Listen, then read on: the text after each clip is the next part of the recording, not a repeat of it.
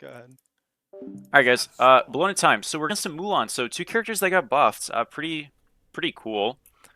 Both two characters that are probably still pretty piss poor, but we're gonna do our best regardless. We got beads, we're going into damage. Really on Bellona, it's super important to go some damage. If you go full tank, you're useless, so yeah. Now Shogun's a little bit better, Berserker's a little bit better, I think. Maybe Pharaoh's Curse. I don't even remember what got buffed, honestly, but we'll try to just build like a normal Bellona build and yeah, do our best.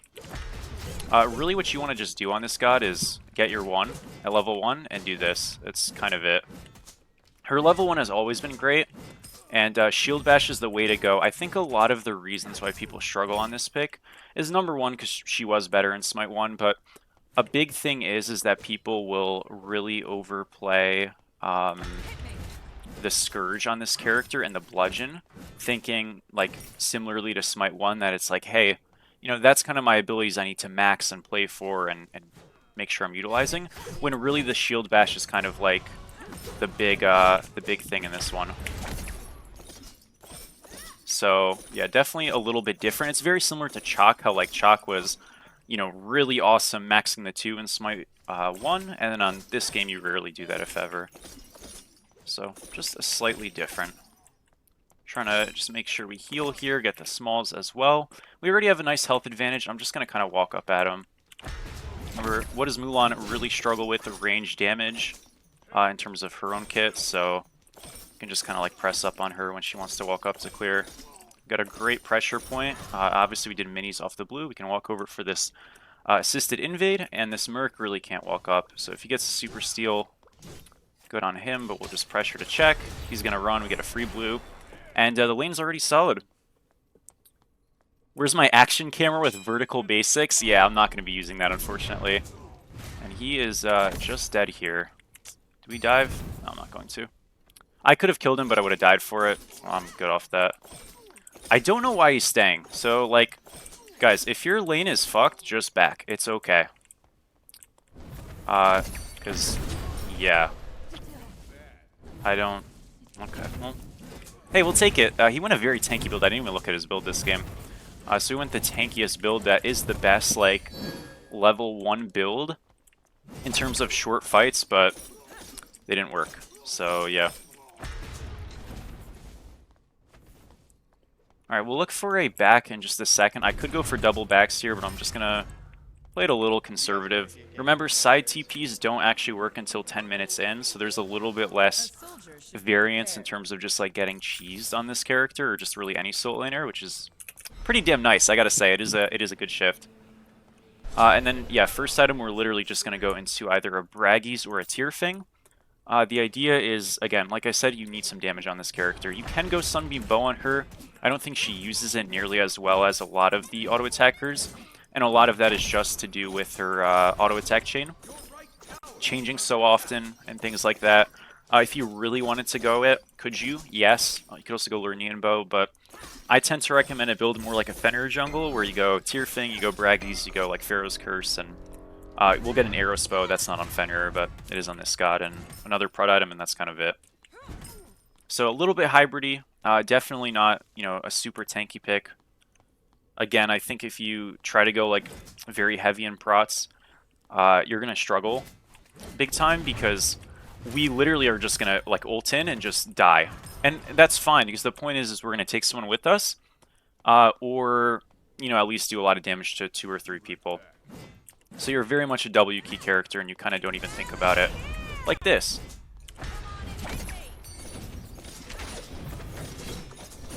Fuck, dude. That sucks. Okay, I thought I'd kill him there. Now it looks pretty stupid, doesn't it? Well, Merc's gonna look to gank us soon. I could have just saved my stuff for Ellie's, but yeah, it's all good. No beads now, a bit sad. I can still cover this a little. Yeah, just in case if the Merc was on it, Susanoo's coming, we zero in on him and kill him. But yeah, no dice, so we'll just play for blue. And all that stuff. We see Merc trying to cover, and this is just like a bad fight. Merc doesn't really do that well into Susanoo, and obviously we're going to have pressure here 24/7. So, another free buff. I think as a jungler here, if you're in this spot in the game, you just kind of have to cut your losses a little bit, and you don't even worry about this side of the map. Because the thing is, right, like, you know, your farm on Ellie's is really impactful, and actually does get you really far ahead.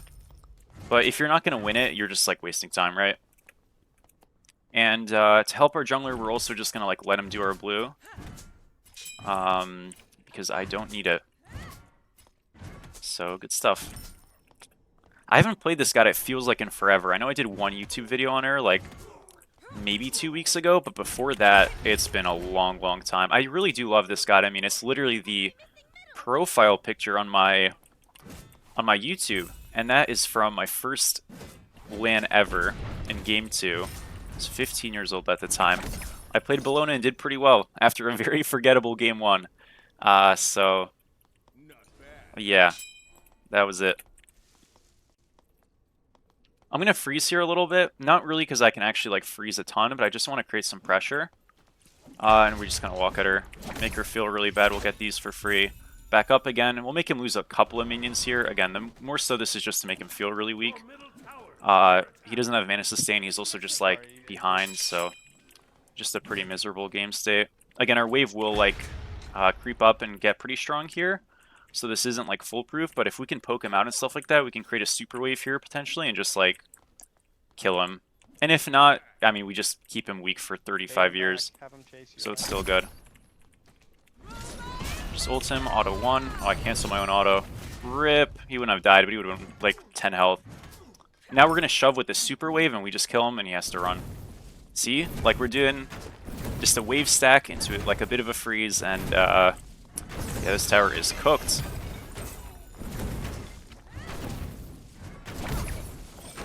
Guys, I thought the action camera was like pretty cool when they were showcasing it, but yeah, that shit is unusable. He does end up having fast, so he's not going to lose as much farm, but we literally just get a tower, so, you know, it's okay. We're up 2k gold. Isn't that pretty awesome, dude? Do you think they should add Frostbound Hammer back? I think it would be great if they did, but they never will. They kind of felt like that was one of those items that were really difficult to balance, and I get the reasoning. So it won't come in. Would it like very clearly help this character and make her a lot better? Absolutely. Does she need Frostbound to be good in Smite 2? No. There are other ways to like help this character. I know it's really hard because sometimes, guys, I'll release videos like this where I'm just like super fed and destroying, and people are like, holy crap. How can you talk about this guy being buffed? This looks so OP. And it's like, I don't know, you know what I mean? So, but that's not really what she needs. It's more of a, I think they just need to make her bludgeon better. I mean, her bludgeon is borderline unusable. That's probably her biggest issue. Now, I don't know what that would actually entail. I don't think it's just straight up damage. I think it's probably mitigations while channeling the 2. I know that sounds kind of crazy, but I genuinely think that might be the best thing for her. I don't mind it being slow. I just think it needs to be like relevant if it's so slow. Because like maxing your 2 is just obsolete because the autos are so trash afterwards. They could also make, I mean, I have a couple of thoughts for Bellona buffs, but I'm not going to like sit there and lament on that right now. We're having a great game and a great time. But, I mean, look, this is part of, like, showing, you know, how important soloing fundamentals are. Because I always stress, like, you can play any character and climb as long as you know how to play them. So keep your god pool small if you want. And just focus on it. Don't worry too much about meta, tier list, all that crap. It's not that relevant. Just what you're good at is, like, always going to be the best.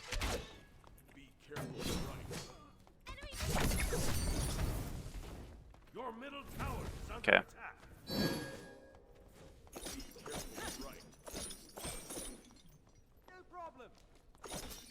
So obviously, like, one thing about, you know, getting the tier 1 is you are incredibly pushed up, but we see Merc and we definitely win the 1v2.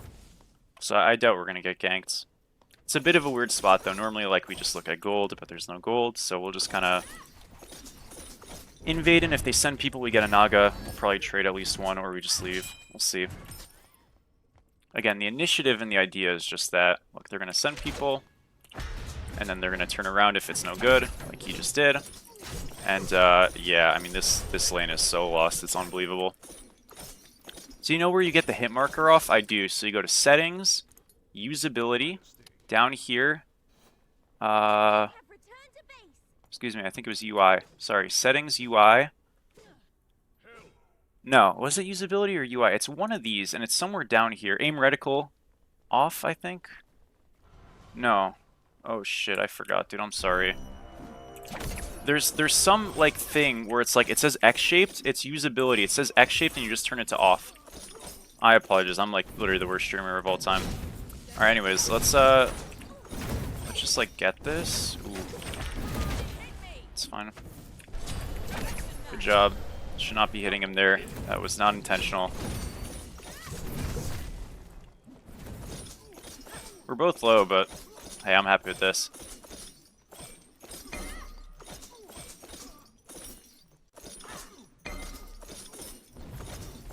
I think we just get this tower now.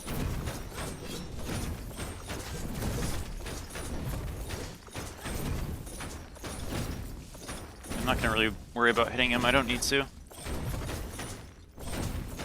Alright, this tier 2 tower is on the way to being out of here. Don't actually need to finish it yet, but good stuff. So Tier Fing's going to be your next pickup probably. Just really strong and a lot more auto attack damage. So everything you want.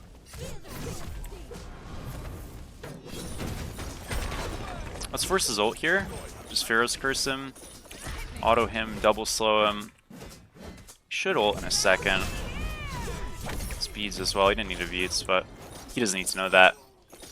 Wow, this is like the most W key Bellona game of all time, and it's like working. That's awesome, dude.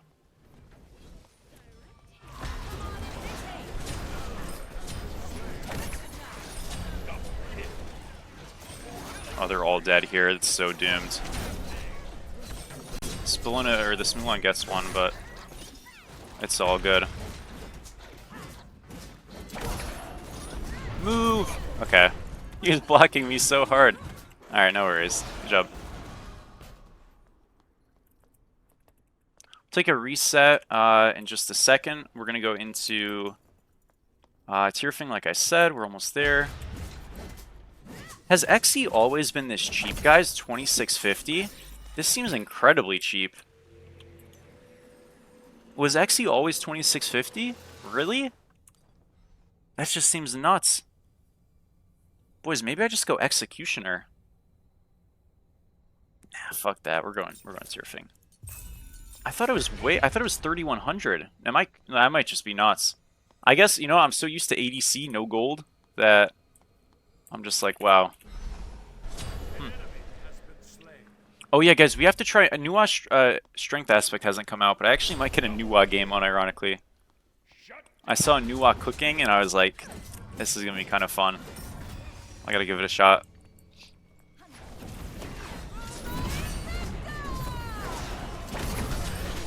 Bye-bye. Yeah, now, like, our tier 2's down, which isn't normally what you're looking for, but it just kind of happened, so we're just gonna perma-roam and get literally everything on the map. We can just, because we have this build, like, we're very self-sufficient on objectives, we can just kind of do this. They'll go to gold. The team could counter to, like, look for Pyro. I doubt they will, because their map pressure is really fucked. But if they show up, we just get off. If not, we get both simultaneously. And this top ward on us is kind of good vision.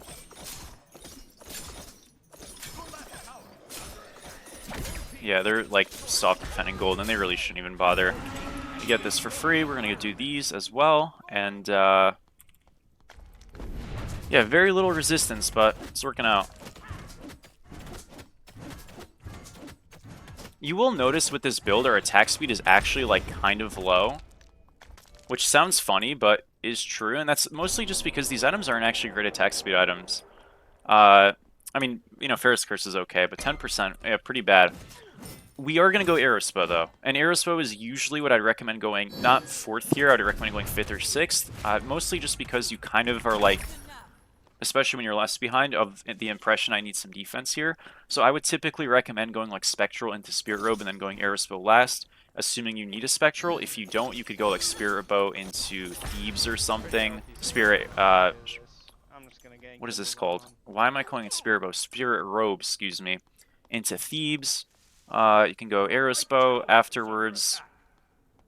Going Eros later on in your build is very strong. The only reason you don't want to go at this early is just because as a solo laner, you're still going to be doing a lot of typically solo farms, so you're not always getting the actual passive value. And then on top of that, again, you just sort of will want some prots. So Spectral here is like the ideal pickup though. And again, typically you're playing Bellona into drafts that have a little bit more auto-attacking, so it just kind of lends itself as a nice pick. Nice pickup, yeah. Oh. Can I just, like, hit this Phoenix? Guy's in some trouble. We're, like, too far ahead, guys. We're up 10k. What do you do when you're up this much? I don't know.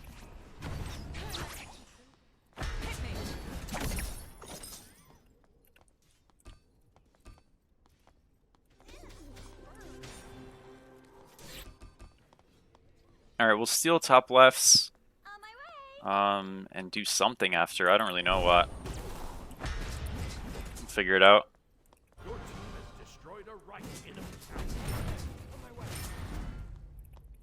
Let's keep going.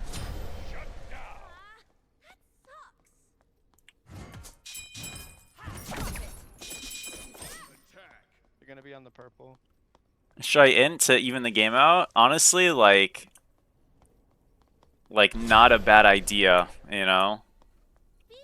Not a terrible idea. Like, I want to get a Bellona game, but I feel like this game...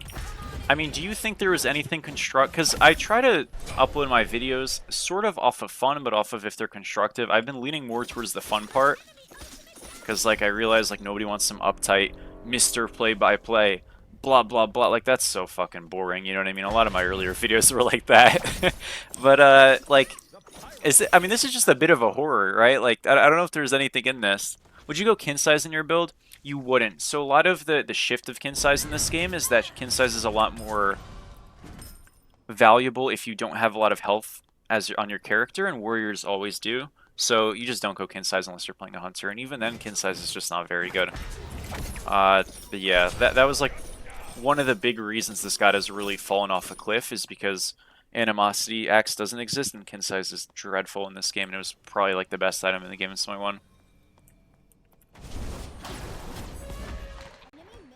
Okay. A little deep. Take a reset. We're at 3,700 gold, so it's not a crazy idea. Do you solo queue? Right now I'm queuing with Stewie. I'm not in... Well, I am in constant, but I deafen, so I could get a recording.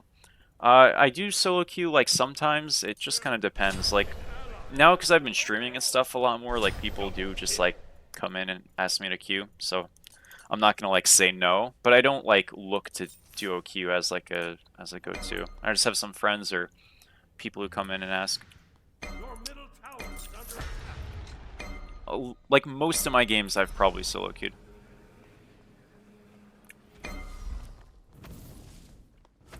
I mean, look, like, I don't hate the fact they took away branching starters, but I'm really surprised they didn't, like, add a lot of the starters back yet. It's a little, like, I think a lot of the building and stuff in this game has really improved, but relics and starters are where they're still lacking for sure.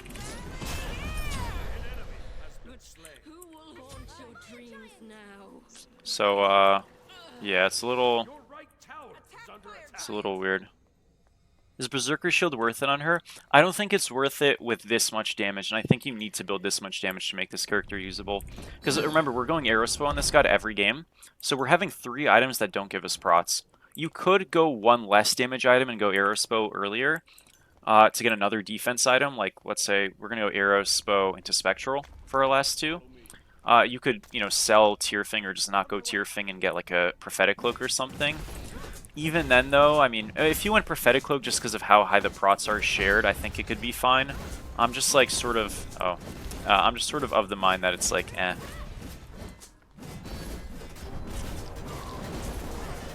It's okay, like, you're not gonna hate it, but again, I really do think like building too tanky on these auto attackers is a big mistake.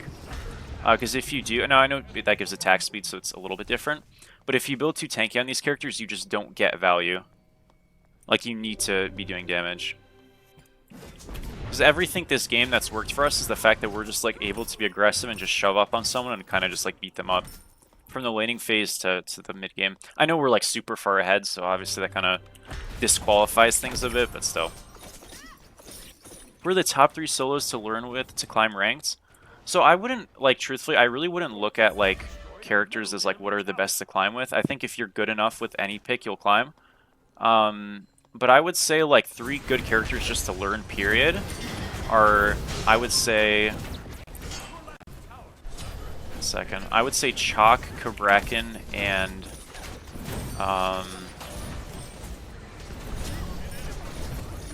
maybe Mordred. Mordred's like very, very strong and he's just a great character. And the other ones are just are also just strong but fairly easy. Mordred's definitely the hardest one off of that. From like he has a high skill ceiling, but even if you play the character like pretty poorly, you're gonna tend to do well because he's just very strong. So yeah, a lot of good choices though. I mean, you can play other ones. Those are just 3 off the top of my head. Nice, GG. Runeforged or Stone of Binding? Stone of Binding has no use. Runeforged, you can go sometimes, like, if you're playing a, what's a good example? Okay, so let's say you're playing Achilles solo and you're into a Kabrakan. You don't want to go a magical defense item first, because you don't want to commit to magical defense, because Cab is their only magical, right? Also, these are the stats. I don't know if we'll upload that. We kind of just, like, beat them up. Like really easily, so we'll see. So let's say you're playing Achilles, or you're playing Hercules, or you're playing Mulan, and you're into a Cab solo or a Cerberus. You don't necessarily want to always go a magic defense item, so let's say it's Cab solo, but they have Kali jungle and they have Neath mid. If you go a full magical defense item, you could just kind of get fried. If you go a full fizz defense item, you're going to get fried by the Cab, and if you go a split prot, you might also be unhappy because you don't have any like clear speed, right? So if you go Spear Road first, you'll struggle with clear. So if you go Runeforged, you get health and strength, so you kind of like get like fake defense but some strength. That's kind